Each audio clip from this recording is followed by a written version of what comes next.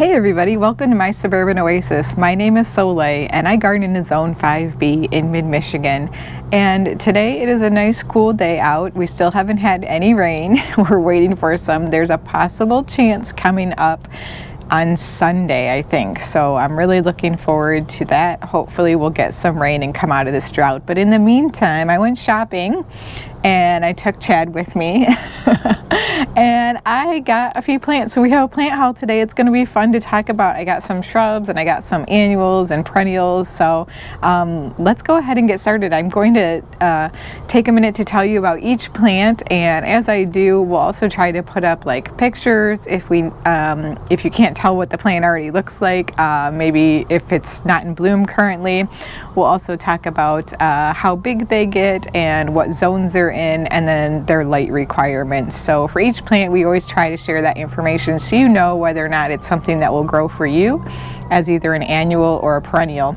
Now, if I talk about a perennial that cannot grow in your zone, or it looks like it doesn't grow in your zone, it may just act as an annual for you. So if I say it's in 5 to 8, you may be able to grow it in zone 4 during the growing season and overwinter it in the garage or something like that if you are up for it.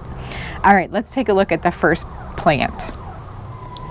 So plant number 1 is this beautiful Gara plant, and I love Gara because they are very drought resistant, and this one I got on clearance. I actually got 3 of them, which I'm super excited about because if you recall, I had a couple that did not come back over winter, so I'm going to replace them, or I might even put these in a different spot. But I really enjoy the flowers on these. I think they have such a beautiful ethereal look to them. And these are called Beliza Dark Pink Gara, and they bloom all spring, summer, and fall, so a really long bloom period, and that's just what makes them a nice workhorse in the garden.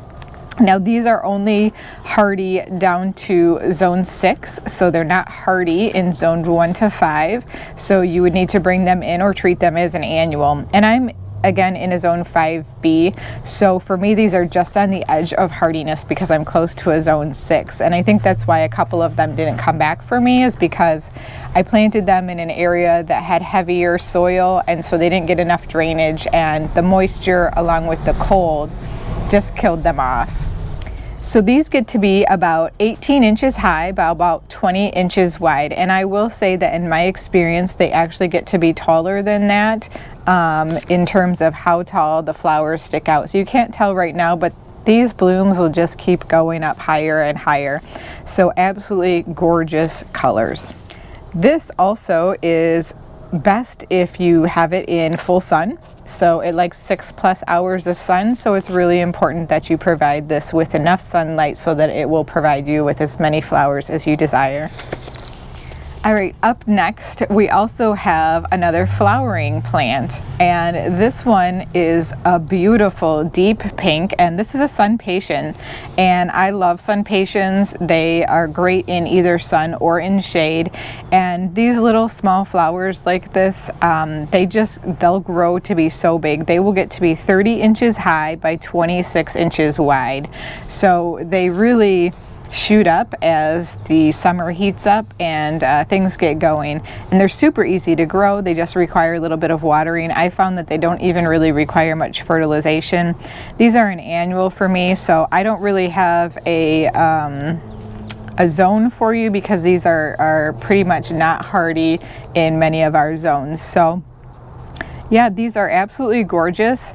Again, you can put them in sun or shade, so it makes them a very versatile plant, but they provide this really beautiful mound of foliage, and they're almost non-stop blooms. So if you have a space or an urn or a pot that you really need to fill and you want to do something simple, this would look great with some trailing sweet potato vines in it over the sides. Definitely would be an amazing look. That like limey color with this deep burgundy foliage would be amazing. All right, next up we have this phlox, and I think I told you before that when I go shopping at the stores, sometimes I look for additional plants of plants that I already have, somewhat like that Gara, because sometimes I either need to replace one or I like to have one on hand in case one of them does die. And so if I can get them on clearance and I can pick them up at that rate, then that's fantastic. I just have them in mind all of the time and I can have them on hand, and that's what I'm doing with this one. So in my half moon garden, you know, I have lots of the creeping phlox, and it looks really beautiful in mid-spring.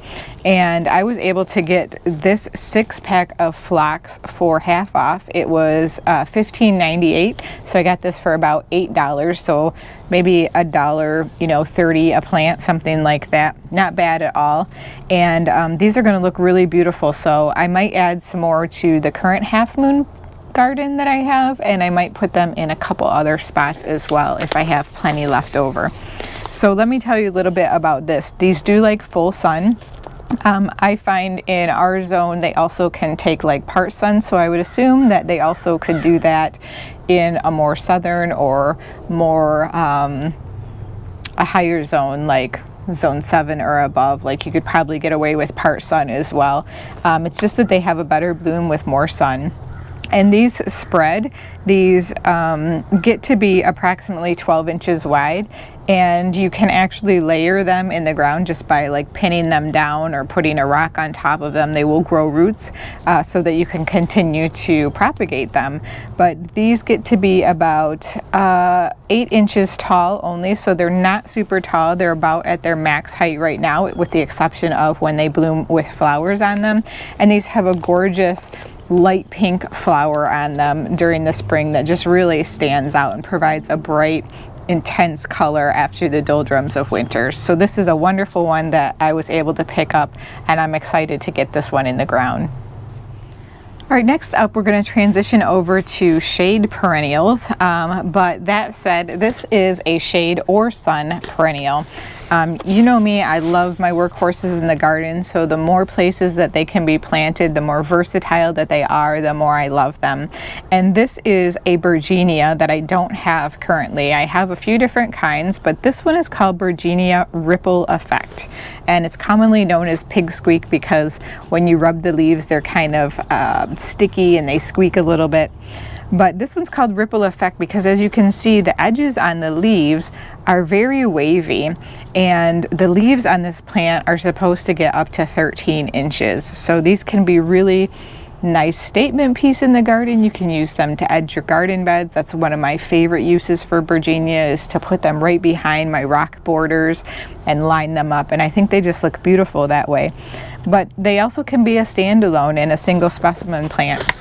So this one, the difference between this one and the ones that I currently have, however, is that this one does not stay evergreen. So this one will be just like any other herbaceous perennial that dies back to the ground every winter, but it will come back as a perennial. Now let me tell you, I need to tell you what the zones are, and I got this one actually at our MSU horticultural plant sale that I volunteered at, so they don't always have all of the information directly on the plant. This is hardy in zones 5 through 8, and it spreads about 36 inches when it gets to its full size. So it really can get quite wide in terms of how big the leaves can get and how wide a clump can grow. And then it gets up to 28 inches tall. So definitely wider than it is tall. And then the flowers on this one are a little different than some of the ones that I have in that they are white. But this one actually is better known for its foliage than it is for its flower. However, the pollinators do like the flowers, and it is an early spring bloomer, so it's a great addition to habitat.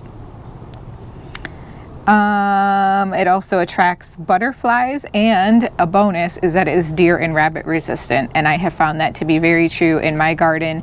I can actually use Hydrangea in places where the deer frequent regularly, and as many of you know, I have deer that come in and photobomb our videos, and you point them out to me because sometimes I don't even notice them when I'm out in the garden because they're around so frequently.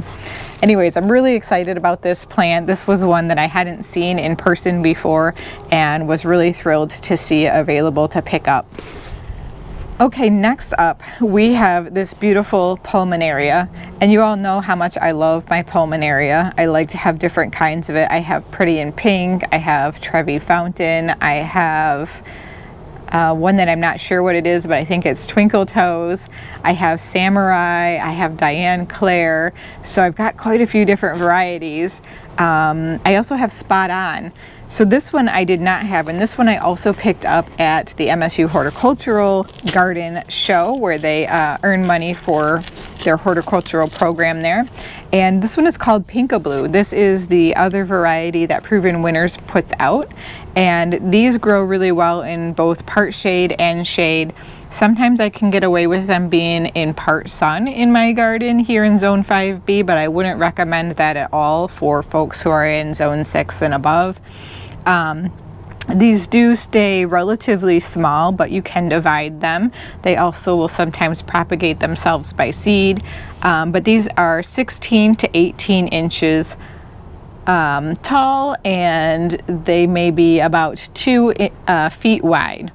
And these are hardy all the way down to Zone 3. The challenge with these, if I was trying to put them into a container though, over the winter, is that we get too much wet over the winter, so I might not ever grow these in a container, although I love the idea of overwintering things that way. So this perennial is absolutely beautiful. It has flowers that are both pink and blue, thus the name Pinkaboo. And I think it's going to look gorgeous in my woodland garden. So it also blooms in late spring, and that's when those blooms come along. Definitely the pollinators also like these, and they start out pink and then they turn to blue. It definitely looks like the flowers on these are going to be a deeper blue color than some of the ones that I have, but really, really pretty. The other thing that I really like about these plants is that they are deer and rabbit resistant. They have all these little spiky hairs on them. You know, they don't hurt my fingers, but you can definitely feel the texture, and the rabbits and deer don't like that on their tongues, so they don't eat them. So it's definitely something that's safe to plant if you have a lot of critter issues. The groundhogs don't eat them either. So definitely will be a wonderful addition to my woodland garden. All right, next up is a shrub. I'm always looking out for shrubs on the clearance rack because they usually represent a really excellent value because they live for many, many years. They are perennial and they provide such good structure in the garden. Now this one's a little bit smaller than many of the shrubs out there, but that's part of the reason why I like this one, because I can plant it towards the front of my border. I actually have one of these already, and so I was excited to see another one because I wanted to be able to use it in pairing or conjunction with the other one. So this one is called a Sundrop Spirea, and this one does best in full sun, and this is a first edition shrub. I love first editions. I actually have like a vanilla strawberry shrub from them. I have my Fire Gold Spirea. I have quite a few different shrubs that they put out, and they are really, really wonderful. My viburnum, my double file viburnum that is called Opening Day, that has those glorious baseball size white blooms on them in the spring, that's from them. So a wonderful, reputable company to buy things from. Now this one started out at $27.98, so I got it for around $14. This Sundrop Spirea actually has really pretty little pink flowers on it in early summer. My current one in the garden is not flowering yet. I see it's putting on buds, and so is this one. That definitely has a very bright limey green foliage, and I love that because it pops in the garden, and it definitely holds its color well even in the full sun, and it looks really, really beautiful against different colors like purple and blue and deep pink. I really love it. It doesn't require very much pruning at all. It grows just a little bit each year. I do give it a nice shear back at the beginning of the season, and then I pretty much just leave it. It is not a significant water hog or anything like that, and it is deer resistant as well. That's one of the nice things about the whole spirea family, is that they are deer resistant. And I do have some spireas planted in my front garden where the deer tend to come in and browse, and they have not been eaten on. And I do spray with liquid fence, but even though I spray with it, they still stay away from them. It's not their favorite. They definitely prefer the hostas. So this one gets 12 to 15 inches high and 2 to 3 feet wide. So this one will kind of spread out as a very low mound over time if it has the space. So definitely going to be a great addition to my sun garden. This is probably my most exciting plant to show to you. I did get a little bit of Chad pulling at my sleeve when I found this, because I actually found 4 of them, you guys. These are some macrophylla or big leaf hydrangeas, and they are reblooming, and they were on the clearance rack. So these are in really nice size containers, and typically they are $44.98, and I got them for half off. Now I did pluck off some of the foliage on these that was crispy, and I think what happened with these was they got some sun damage because we got such strong heat after it had been so cool, and it was also really dry, so they really just shriveled up and got hurt. But I've picked most of those off, and I think they look really healthy, are going to do great. So I have lots of ideas about where I'm going to put these in the garden, so that will be yet to come.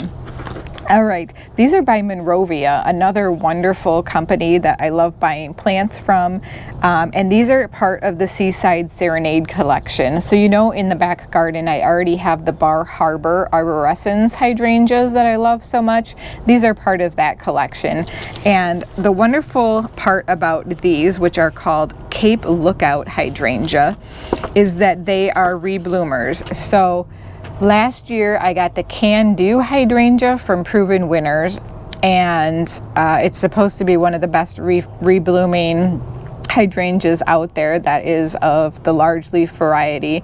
And so it is getting ready to, it's really setting buds and getting ready to bloom this year. So I'm excited about that because it blooms on new wood. And this one does too. Now this one's a different color. This one actually starts out with a limey colored bloom, and then it begins to turn to white over time. So the one thing about hydrangeas is that this type of hydrangea in particular does like to have moist soil. It doesn't like to be soggy, and it doesn't like to be dry. So sometimes they can be a little particular. They also don't really like to be in strong afternoon sun, because they can wilt a bit during that period of time, because they have such big leaves and softer stems that they struggle with getting the water up and down. So the best place for these is in part shade to shade, where the soil stays relatively moist. And oftentimes that can be an area where you have hostas planted, or you have other types of shade plant like pieris. So these will do really well there. So again, this one is called the Seaside Serenade Cape Lookout hydrangea. It's good all the way up to partial sun, and this one gets up to 3 feet tall and wide, and it definitely needs some sun in order to bloom. So you don't want to put it in deep shade or full shade. Partial shade is fine, and then up to partial sun. And again, I recommend early morning sunlight, which is a little less intense than the late afternoon sunlight. So an east side of the house would be great as well. This blooms all spring and summer. Like I said, it blooms on old wood, but it also blooms on new wood. So we should be able to get blooms every single year, even if it doesn't do well over the winter and dies all the way back to the ground. A lot of times we have problems with those late spring frosts or freezes, and it kills off the buds on them. But that doesn't matter, because as the new growth comes out on this hydrangea, we're going to get nice big blooms.